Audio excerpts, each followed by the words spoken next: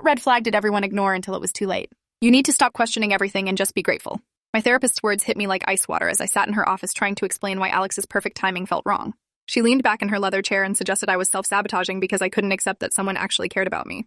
According to Dr. Reeves, my discomfort with Alex's attentiveness was trauma response from my previous relationship with an emotionally unavailable man who barely remembered my birthday. She pulled out her notes from our previous sessions and pointed to patterns of self-doubt and fear of intimacy that she claimed were driving my suspicions. Alex had this way of materializing whenever crisis struck. When my tire went flat on Highway 92 during rush hour, he appeared behind me with hazard lights flashing before I'd even finished pulling over. He jumped out with a jack and spare tire, grinning like he'd been driving that exact route hoping to find me stranded. I was so grateful for the rescue that I didn't question how he'd known I needed help. The flat tire happened on a Wednesday afternoon when I decided to take a different route home from work to avoid construction. I'd never driven that stretch of highway before, yet Alex found me within minutes of my breakdown. He claimed he'd been running errands in the area and spotted my car, but the timing felt impossibly convenient. Alex worked downtown, 15 miles in the opposite direction from Highway 92. When I mentioned this inconsistency, he laughed and said he'd been visiting a client in that area and was lucky to be nearby when I needed help. My sister Natalie rolled her eyes whenever I expressed discomfort about his uncanny timing. She'd divorced her husband the year before after discovering his gambling addiction and constantly reminded me that good men were rare. When I mentioned Alex's surprise appearances felt overwhelming rather than romantic, she'd shake her head and say I was looking for problems where none existed. "You're doing that thing again where you push away anyone who actually treats you well," Natalie would say, sipping her coffee while scrolling through dating apps. She'd show me profiles of men who couldn't string together coherent sentences and remind me that Alex brought me flowers every Friday and remembered my coffee order. According to Natalie, I should be grateful instead of suspicious, especially after my track record with emotionally distant partners. She'd recount stories of her own failed relationships and point out how Alex's behavior was everything women claim to want in a boyfriend. Her constant reminders made me feel ungrateful for questioning what everyone else saw as perfection. The pattern escalated after we'd been together for 6 months. I came down with a stomach bug on a Sunday morning and spent the day curled up on my couch, too sick to check my phone. By evening, Alex was at my door with homemade chicken soup, explaining he'd gotten worried when I didn't respond to his messages. He'd brought a thermometer, medicine, and even fresh pajamas in my exact size. The gesture was so thoughtful that I pushed down my questions about how he'd known I was sick when I hadn't told anyone. Alex explained that he'd had a feeling something was wrong when I didn't send my usual good morning text. He said he'd tried calling twice, but my phone went straight to voicemail, so he'd driven over to check on me. The concern in his eyes looked genuine, and I felt guilty for questioning his motives. When I asked how he'd known to bring pajamas, he said he'd noticed mine were old and thought I might want something comfortable while recovering. My coworker Diana watched me reheat Alex's soup in the office microwave Monday morning and listened to the story with growing enthusiasm. She'd been single for 3 years and lived vicariously through my relationship updates. Diana worked in accounting and spent her lunch breaks reading romance novels where men anticipated their partner's every need. When I mentioned feeling suffocated by his constant attention, Diana laughed and said I was sabotaging my own happiness. "Do you know how many women would kill for a boyfriend who actually pays attention?" Diana asked, stirring sugar into her coffee. She reminded me that most women complained about boyfriends who were inattentive and distant. Her reaction made me feel ungrateful and confused about my own instincts. Diana would spend the next hour describing her latest dating disasters and comparing them to my perfect relationship with Alex. Every story reinforced how lucky I was to have found someone who cared enough to anticipate my needs. The incidents continued with increasing frequency and precision. When my car wouldn't start one morning, Alex appeared in the parking garage with jumper cables before I'd called anyone for help. He claimed he'd been leaving early for a meeting and heard my engine struggling to turn over from 3 floors up in the concrete structure. When I got locked out of my apartment after a night out, he showed up with my spare key, claiming he'd been in the neighborhood and seen my frantic texts to my landlord. The timing was perfect, arriving just as I was considering calling a locksmith. Alex had saved me both money and embarrassment, but something about his immediate availability felt orchestrated. When I twisted my ankle jogging, Alex materialized with ice packs and bandages as if he'd been following my running route. He said he'd been driving to the gym and noticed me limping on the sidewalk. The explanation was plausible, but the ice packs were already frozen and the bandages were the exact type I preferred for sports injuries. Each rescue came with a perfectly reasonable explanation that I couldn't argue against. Alex worked in tech consulting and traveled frequently for clients, which meant he could plausibly be anywhere at any time. His schedule was flexible and his routes unpredictable, making it believable that he'd simply happened upon me during moments of crisis. The explanations were always logical, but the frequency felt impossible. In 6 months, Alex had appeared during 7 different emergencies, each time with exactly the right supplies and exactly the right explanation. When I tried to calculate the odds of such coincidences, the numbers didn't make sense. My mother loved Alex immediately and couldn't understand my reservations about his attentiveness. During family dinners, she'd gush about how thoughtful he was and tell stories about my father's romantic gestures when they were dating. Mom would pull out old photo albums and show Alex pictures of their courtship, bonding over shared values about protecting and caring for loved ones. "Your generation doesn't understand what real devotion looks like," Mom would say, refilling Alex's wine glass. She'd grown up in an era where men were expected to be providers and protectors, and Alex's behavior aligned perfectly with her ideals of masculine care. When I tried to explain that his attention felt invasive, she'd dismiss my concerns as modern feminist nonsense. My father was quieter in his approval, but equally supportive of Alex's behavior. Dad had always been the type to fix problems before they became crises, and he appreciated Alex's proactive approach to caring for me. During one dinner, Dad pulled Alex aside to thank him for taking such good care of me and expressed relief that I'd found someone reliable. Even my closest friends at work began commenting on how lucky I was to have Alex. When I'd mentioned feeling overwhelmed by his attention, they'd point out that their own boyfriends barely remembered anniversary dates. My complaints about his perfect timing were met with jokes about first-world problems and suggestions that I was overthinking a good thing. The breaking point came during what should have been a routine girls' night at my apartment. Natalie and Diana had come over with wine and takeout for our monthly catch-up session. We were deep in conversation about Diana's latest dating app disasters when her phone died mid-sentence while she was showing us a particularly awful profile. She grabbed my phone from the coffee table to finish the story, and I watched her expression change from amusement to confusion as she scrolled through my home screen. Her finger paused over an icon I'd never noticed before, a small green circle with a white location pin. The app was called Family 360 and sat between my banking app and photo gallery. Diana tapped it without asking permission, and the app opened immediately to a detailed map of our city. A bright blue dot pulsed at my exact address, showing my location in real time. The timestamp indicated my position had updated just minutes before, and a history tab revealed everywhere I'd been that entire day. My morning coffee run at 8:15 a.m., my grocery store trip at 11:30 a.m., and my stop at the dry cleaner at 2:45 p.m. were all marked with precise GPS coordinates and duration stamps. Natalie leaned over to see the screen, and her wine glass froze halfway to her lips. The app showed not just locations but detailed analytics about my movements. Diana scrolled through weeks of data with growing horror, watching my life reduced to a series of dots on a digital map. The app had detailed information about my speed while driving, how long I'd spent at each location, and even notifications about when I'd arrived home each evening. There were settings I'd never configured and sharing permissions I'd never granted. "This is seriously messed up," Diana whispered, her face pale as she continued scrolling. The tracking history went back 4 months, creating a comprehensive record of my daily movements. Every appointment, every errand, every social outing had been documented and stored in this database I'd never authorized. Most disturbing was a second user account linked to the tracking data, someone who'd been monitoring every move I made. My hands were shaking as I took the phone back and tried to understand what I was seeing. The user profile showed Alex's name and phone number with administrator privileges over my location data. Natalie grabbed the device and started digging deeper into the app's settings. She found contact lists, notification preferences, and sharing permissions that had been configured without my knowledge. The app was sending Alex real-time updates about where I was going, and how long I stayed anywhere. Every surprise appearance, every perfect timing, every miraculous rescue had been orchestrated. "He's been stalking you," Natalie said, her voice flat with disbelief. The flat tire, the food poisoning, the dead battery at work, all of it suddenly felt calculated and sinister rather than coincidental. Diana started pacing around my living room, her face flushed with anger as she connected the dots we'd all missed. Alex's uncanny ability to show up during emergencies wasn't intuition or devotion. It was premeditated stalking disguised as romance. He'd been tracking my movements and manipulating situations to position himself as my rescuer and protector. The perfect boyfriend had been a predator the entire time, and everyone had helped him normalize his behavior. The three of us sat in stunned silence as the full scope of the violation became clear. Alex had turned my phone into a tracking device and convinced everyone, including me, that his intrusive behavior was proof of his love. He'd weaponized my gratitude and used my friend's desire to see me happy as cover for systematic surveillance. Every person who'd told me to appreciate his attentiveness had been unknowingly enabling a stalker to monitor my every movement. The therapist who'd called me self-sabotaging, the sister who'd called me ungrateful, the friends who'd called me paranoid, they'd all been manipulated into supporting his abuse. Alex had created a perfect system where his victims defended his behavior. "We need to document everything before confronting him," Diana said, her experience in corporate investigations kicking into gear. She took screenshots of the tracking history, the app settings, and the shared user permissions, while I tried to remember when Alex might have had access to install the software. The realization hit me like a physical blow when I remembered him borrowing my phone 3 weeks into our relationship. Alex had claimed his battery died and he needed to call his mother about a family emergency. He'd disappeared into my bathroom for 15 minutes and returned with apologies about his mom being chatty and worried about his father's health. I'd been sympathetic and hadn't thought twice about lending him my phone. Now I realized those 15 minutes had been spent installing surveillance software and configuring tracking permissions.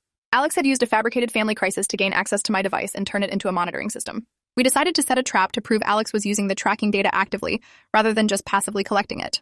Diana suggested I drive to a location I'd never visited before while leaving my phone at home, then have Natalie text Alex about a fabricated emergency requiring his help. If he showed up at my apartment instead of searching for me elsewhere, we'd know he was actively monitoring the tracking data in real time. The plan felt risky but necessary to understand the full extent of his surveillance.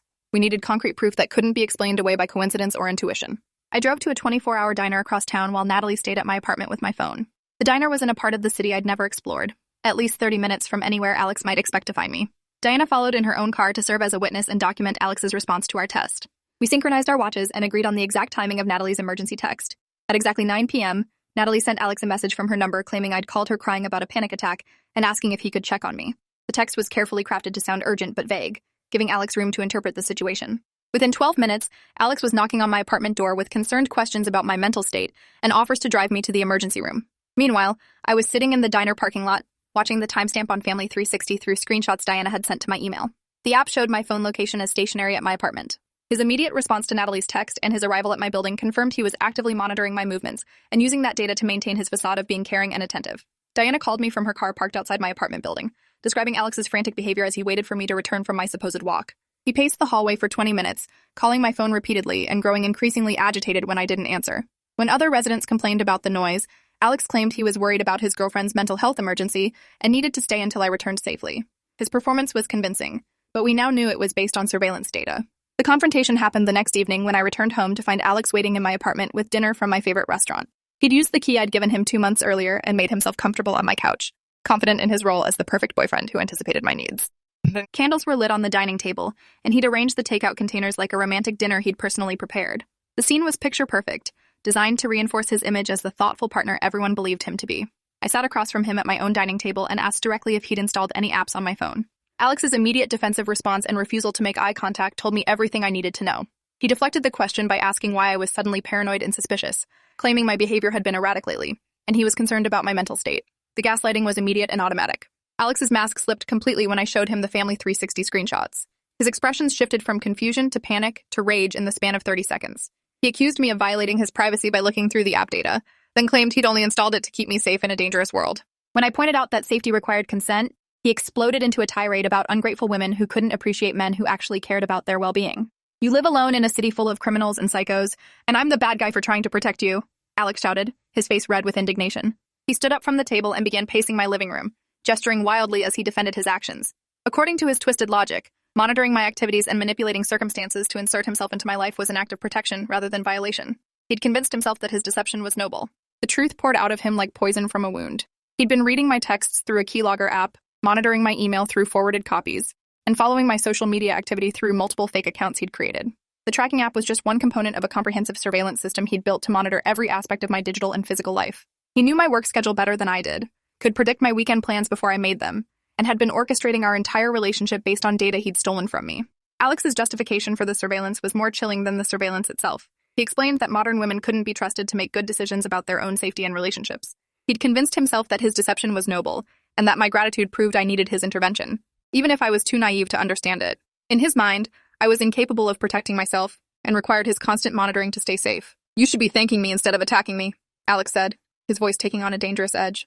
He described incidents where his tracking had allegedly prevented me from harm, situations I didn't remember or hadn't considered dangerous. A late-night walk through my neighborhood that he'd interrupted with a surprise visit. A coworker's party I'd left early after receiving his concerned text about the host's reputation. Each intervention had felt organic at the time, but now revealed itself as manipulation. The full scope of his manipulation became clear when he revealed how he'd been orchestrating the emergencies I'd needed rescue from. The flat tire had been caused by a nail he'd placed strategically in my parking garage after tracking my usual arrival time at work. The food poisoning had come from contaminated leftovers he'd brought me, claiming they were from his favorite restaurant. The dead phone battery at work had resulted from a drainage app he'd installed remotely during one of his surprise lunch visits. Each crisis had been manufactured to create opportunities for him to play hero while deepening my dependence on his help. Alex had studied my routines through the tracking app and identified vulnerabilities he could exploit. He knew when I'd be alone and isolated, when I'd be most grateful for assistance, and when I'd be too overwhelmed to question his convenient appearances. "Everything I did was for us," Alex insisted, his tone shifting between anger and desperation. He described our relationship as a project he'd been perfecting, using data and manipulation to create the ideal romantic partnership. In his twisted worldview, my happiness and safety justified any violation of my privacy and autonomy. He'd convinced himself that love required total surveillance and control. Alex's rage intensified when he realized I wasn't going to thank him for his elaborate deception or apologize for discovering it. He called me paranoid and accused me of ruining the best relationship I'd ever had over stupid privacy concerns that didn't matter between people who loved each other. His definition of love apparently included complete surveillance and manufactured crises. I recorded the entire confrontation on my phone, hidden in my pocket with the voice memo app running. Alex's confession provided detailed evidence of his stalking behavior, his methods of surveillance, and his manufactured emergencies. He described his actions with pride, genuinely believing he'd been the perfect boyfriend rather than a dangerous predator. The recording would become crucial evidence in the legal proceedings that followed. The legal implications became clear when I contacted a domestic violence advocate the next morning. Alex's behavior constituted stalking under state law, regardless of our relationship status or his claimed motivations. The tracking app, keylogger software, and manufactured emergencies created a pattern of harassment and intimidation that qualified for a restraining order. The advocate, Maria Gonzalez, helped me document everything, and connected me with a lawyer who specialized in technology-facilitated abuse cases. She explained that cases like mine were becoming increasingly common as technology made surveillance easier. Detective Sarah Martinez with the Cybercrimes Unit took my statement and began investigating the full scope of Alex's surveillance operation. She explained that tech-savvy stalkers like Alex were becoming increasingly common, using sophisticated software to monitor and manipulate their victims. The Family 360 app was just the tip of the iceberg. Forensic analysis of my devices revealed multiple pieces of spyware and monitoring software Alex had installed over the course of our relationship. There were keyloggers capturing every password I typed, screen recording software documenting my browsing history, and email forwarding rules sending copies of my messages to accounts he controlled. The sophistication of the surveillance system was staggering. Alex had access to my banking information, work emails, private conversations with friends, and even my therapy session notes that I'd typed into a mental health app. He'd been living inside my digital life while maintaining the facade of being a caring boyfriend in my physical life. The police investigation revealed Alex had been perfecting his surveillance techniques on previous girlfriends. There were at least 3 other women who'd experienced his perfect timing and manufactured emergencies, but none had discovered the tracking software before relationships ended naturally. Detective Martinez showed me social media posts from Alex's ex-girlfriends describing eerily similar patterns of behavior they'd attributed to coincidence and caring, rather than systematic stalking. One woman described her ex-boyfriend's uncanny ability to show up with ice cream whenever she was sad. Another mentioned a former partner who always appeared with exactly what she needed during emergencies. The patterns were identical across multiple relationships, suggesting Alex had been refining his methods for years. One former girlfriend, Rachel, agreed to meet with me after Detective Martinez contacted her about the investigation. Rachel described a 6-month relationship with Alex that followed the exact same pattern as mine: uncanny timing, manufactured emergencies, and constant surveillance disguised as devotion. She'd broken up with Alex because his attentiveness felt suffocating, but she'd never suspected the tracking and manipulation. Like me, she'd been gaslit by friends and family who insisted she was ungrateful for having such a caring boyfriend. Rachel had spent months after their breakup wondering if she'd made a mistake leaving someone so devoted. The forensic analysis of Alex's computer revealed the true extent of his operation. He'd maintained detailed files on each of his projects, documenting personality profiles, schedules, vulnerabilities, and optimal manipulation strategies. My file contained hundreds of photos taken without my knowledge, transcripts of conversations he'd recorded, and psychological assessments he'd written about my behavior. Alex had treated his relationships like experiments, using data and manipulation to achieve desired outcomes. He'd documented which types of emergencies generated the most gratitude, which gifts created the strongest emotional responses, and which manipulations were most effective at creating dependency. The level of calculation and premeditation was staggering. Every aspect of our relationship had been orchestrated based on data he'd collected about my preferences and vulnerabilities. He'd noted that I responded well to acts of service but became suspicious of expensive gifts. He'd documented that I was most grateful for help during health crises, and most likely to overlook red flags when I felt protected. The restraining order hearing lasted 4 hours as Alex's lawyer tried to argue that tracking a girlfriend's location was normal behavior in modern relationships. Judge Harrison shut down this defense by pointing out that installing surveillance software without consent was illegal, regardless of relationship status. The evidence of manufactured emergencies and comprehensive digital monitoring painted a clear picture of predatory behavior designed to create artificial dependence and control. Alex's behavior during the hearing revealed his complete lack of remorse or understanding of his crimes. He interrupted the proceedings multiple times to defend his actions. When the judge warned him about courtroom decorum, Alex accused the legal system of criminalizing love and devotion. His outbursts only strengthened the case against him. The investigation expanded when other victims came forward after news of Alex's arrest spread through social media and local news coverage. Women from 3 different states contacted police with similar stories of boyfriends who'd had uncanny timing and manufactured emergencies. Detective Martinez coordinated with law enforcement agencies across multiple jurisdictions to build a comprehensive case against Alex's stalking operation. The scope of his crimes was far larger than anyone had initially suspected. Federal authorities became involved when they discovered Alex had been selling personal data collected from his victims to identity theft rings. The surveillance operation wasn't just about control and manipulation, it was also generating income through the sale of private information. Banking details, social security numbers, and personal habits were all being sold to criminals. The revelation that Alex had profited from his abuse added another layer of violation to his crimes. He hadn't just been stealing my privacy and autonomy, he'd been selling my identity to fund his surveillance operation. The financial crimes carried additional federal charges that significantly increased his potential sentence. 6 months later, Alex was convicted on multiple federal and state charges, including felony stalking, computer fraud, identity theft, and harassment. He received a sentence of 5 years in federal prison, followed by 3 years of supervised probation and mandatory counseling. The judge noted that Alex's systematic manipulation and manufactured emergencies represented a new level of sophistication in stalking behavior. The case became a landmark example of technology-facilitated abuse and led to new legislation requiring explicit consent for any location tracking between romantic partners. Technology companies were required to implement better safeguards against unauthorized surveillance software, and law enforcement received additional training on identifying digital stalking patterns. I testified at the sentencing hearing about the psychological impact of discovering that my entire relationship had been built on systematic deception and manufactured vulnerability. The violation went beyond privacy invasion. Alex had stolen my ability to trust my own instincts and judgment. He'd weaponized my gratitude and turned my capacity for love into a tool for his control. The emotional recovery took years of therapy and support from other survivors. I had to relearn how to trust my instincts and distinguish between genuine care and manipulative control. The experience taught me that real love asks for permission, respects boundaries, and doesn't require surveillance to maintain safety. The most disturbing aspect wasn't Alex's crimes, but how completely he'd convinced everyone around me that his behavior was evidence of exceptional love. The therapist who'd called me self-sabotaging, the sister who'd called me ungrateful, the friends who'd called me paranoid, they'd all been manipulated into supporting his abuse. Alex had created a perfect system where his victims defended his behavior and isolated themselves from potential help. The experience taught me to trust my instincts even when everyone else dismisses them. The red flag wasn't Alex's perfect timing. It was how that timing made me feel violated despite everyone insisting I should feel grateful. Sometimes the most dangerous predators are the ones who convince everyone, including their victims, that their harmful behavior is actually evidence of love and protection. Real love respects boundaries and asks for consent. Surveillance and manipulation are always signs of abuse, regardless of their justification or the support they receive from others.